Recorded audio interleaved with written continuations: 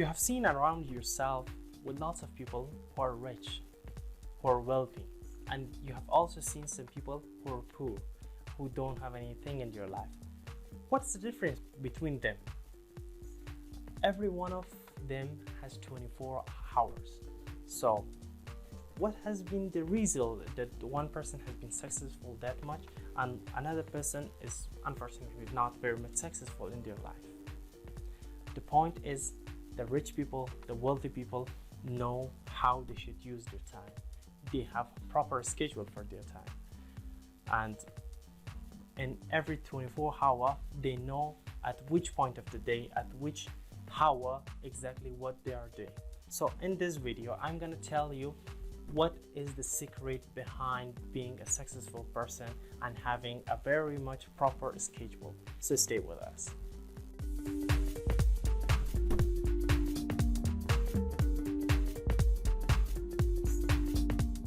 This is Farhad Akbari from Akbari Education and welcome you guys to this video.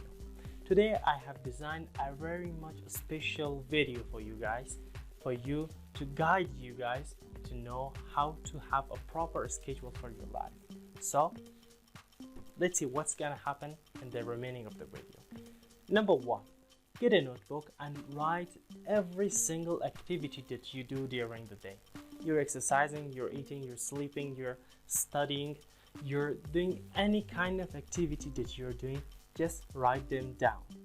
You should know that what things in your life, in your 24 hours, which things are spending your time, which things are spending your energy. So write every single piece of them in a notebook or in a single piece of paper to know exactly what you are doing during the 24 hours. Number two, try to organize and categorize the activities that you have written. You should know which activities belongs to your studying, which activities belongs to the work that you're doing, which activities belongs to the exercise that you're doing, which activities belongs to the picnic that you have, to the relaxation that you have, which part belongs to the family. Categorize them and know in which part you're spending much more time.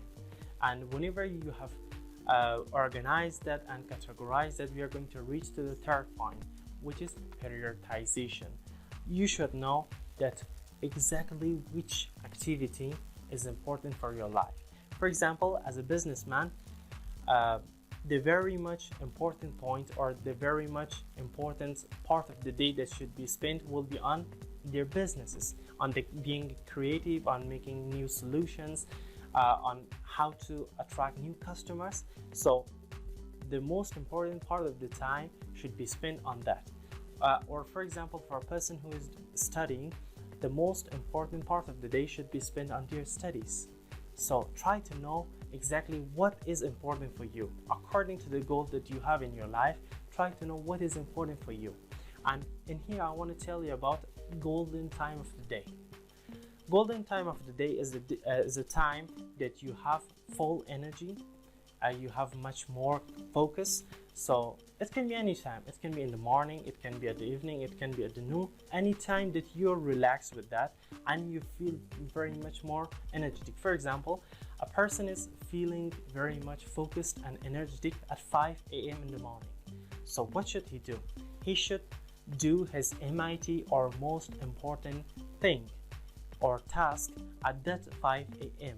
It doesn't matter if it's studying, if it's work, if it's exercise, anything which is important to that person should be allocated on the golden time of the day. So think about that.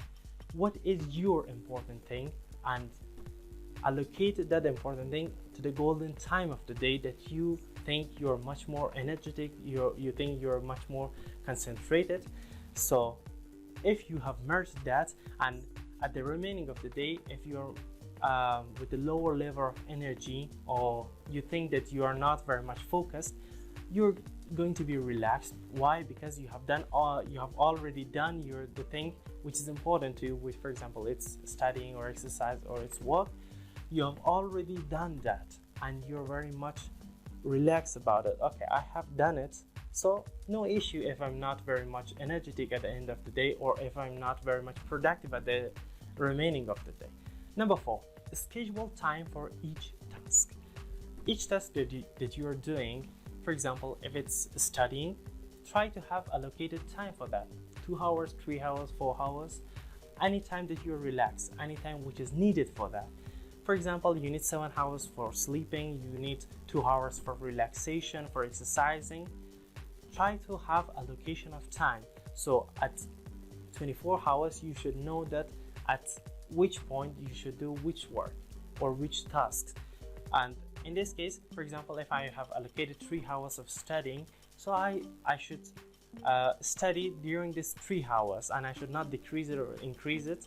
Why? Because my goal is like that. My energy has been designed like that to just study for 3 hours. Or for example, if I have allocated 30 minutes for my social media, it should not cross that. Why? Because if it crosses, it will discriminate the other activities that I have in my 24 hours schedule. So try to have proper timing for each of the activity that you're doing during the day. Point number 5 that I'm going to tell you is time for relaxation, time for having some rest. You know, we are not robots, so we need some rest.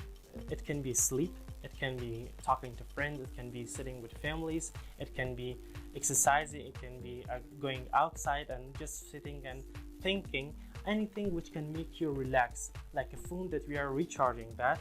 Our mind, our body also needs some rest. So you need to have some time for relaxation and for recharging yourself. Try to find it out. It can be for 30 minutes, it can be for 1 hour, anything which is needed for you. Think about it and make a proper schedule and timing for that during the 24 hours that you have. Point number 6, leave space in your schedule. You know that in 24 hours, we are not living alone. We have family, we have friends, we have some unexpected news which is coming to us. So those unexpected things should not ruin the timetable that you have set for the remaining things that you're doing in 24 hours. It can be for 1 hour, 2 hours, 3 hours during the day. You're just sitting free, and anything which is not expected, anything which is not planned before, you can just simply allocate that to that free time and that free space that you have. And at the same time, you can do other things that you have in your schedule, and other things which has come to you unexpectedly, you can just do them in your free time.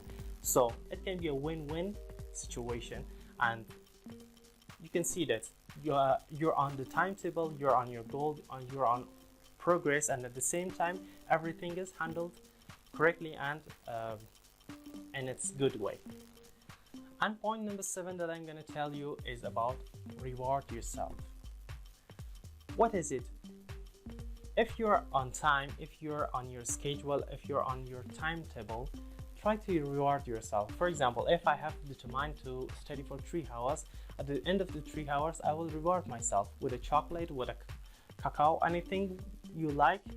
It can be a 15-minute gaming, anything which can reward yourself and which can help you to be motivated, which can re-energize yourself. So at the end of the 24 hours, you think, okay, if I keep being on my schedule, I will be rewarded. So our mind has been designed like this. We like reward, we like some gifts. So try to reward yourself and at the same time stick to the plan. This was everything that we had in this video. Which you have enjoyed that. If you have not subscribed to our channel, please go and subscribe it, and also push the notification button, and at the same time please share this video to the friends that you think they might need them. Thank you very much. Best of luck.